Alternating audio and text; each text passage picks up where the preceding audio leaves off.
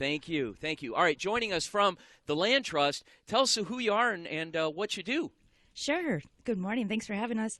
I'm Vicki Preston. I'm the Executive Director at Desert Foothills Land Trust. Okay. And basically what we do, as we're sitting here this morning, you look all around, you see these beautiful mountains, the beautiful views, and it is our goal as a nonprofit to protect those. So we work to preserve the open space and our beautiful desert.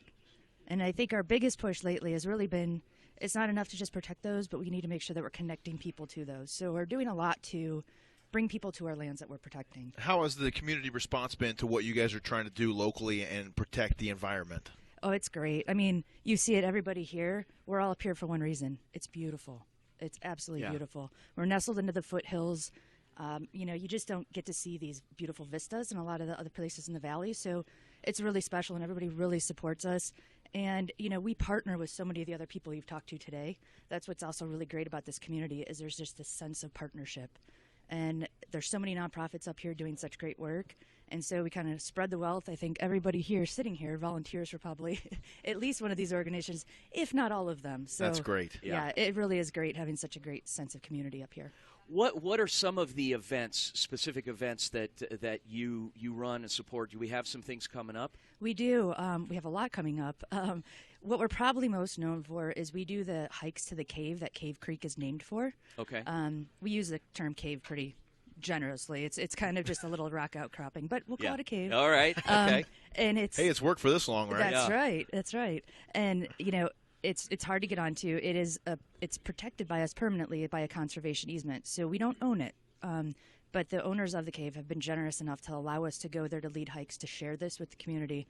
That being said, we can only do it 6 times a year, 20 people each time, so they fill up so quick. We have our first 3; they're already full. They fill up within 15 minutes when we put them out. So get on our e-news if you want to know about those. Okay. You can go to dflt.org, as in desertfoothillslandtrust.org. Okay. Can people volunteer?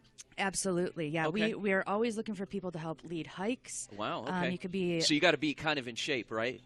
That won't work for us, James. Yeah, rules me out. Do you have anybody who can just kind of sit and tell people where to go? We have preserves of all sizes. Okay. So that's a very kind way of saying it. Yeah.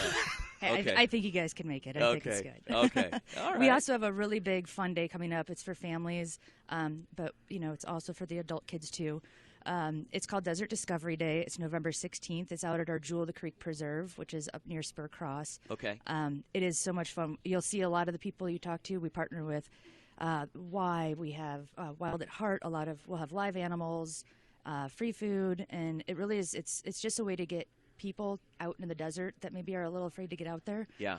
We have discovery stations all along our nature trail, and kids get a passport. They get a stamp everywhere they go, and then once they fill their passport, they can get a little goodie at the end. So you mentioned the website dflt.org, stands for Desert Foothills Land Trust. Is that where you can sign up for those hikes into the cave, and how far in advance from the actual hike are the sign-ups released? Give us a little bit more information about that. Sure. So we put our hikes out, we put a whole list together and put them out anywhere from a month to 3 months in advance. Right now, we also have other great hikes. Like I mentioned, the cave hikes are full. You can get on the wait list, but that's even growing pretty big. But we have other hikes and just other opportunities to get on our preserves. We have Pilates out on a preserve. We're going to be doing Tai Chi. So all sorts of different ways just to get out there, and that's all on the website. Information about Desert Discovery Day, everything. It's all there for you. So nice. Okay. Well, wonderful. Well, Vicki Preston from the Foothill Land Trust. You go to get more information at DFLT. That's desertfoothilllandtrust.org for events to volunteer. This is a community of volunteers, so any listeners that reside in the Desert Foothills or any part of the valley, get involved and do something great. And in the environment and this beautiful Sonoran Desert, I mean, we obviously we need to preserve it, but to just get out and see it, escape the city, come up here. We're literally 10 miles north of the 101, the Loop 101. You take Scottsdale Road north until it ends. It turns into a street called Tom Darlington, and you're right in the center of town. But there's all kinds of events throughout the course of the year that you can get involved with. Vicki, thank you so much for joining us this morning. Thank you. Thanks for getting up early and, Hey, there's great coffee here at Black Mountain Coffee, so we're good. Oh, yes. Good lead into a show partner. Great segue. Here. Excellent job. Wonderful. Yeah, we encourage everyone, if you've never been up here, and I'm sure, Vince, there's tons of people that live in the Valley of the Sun that have never made their way up here.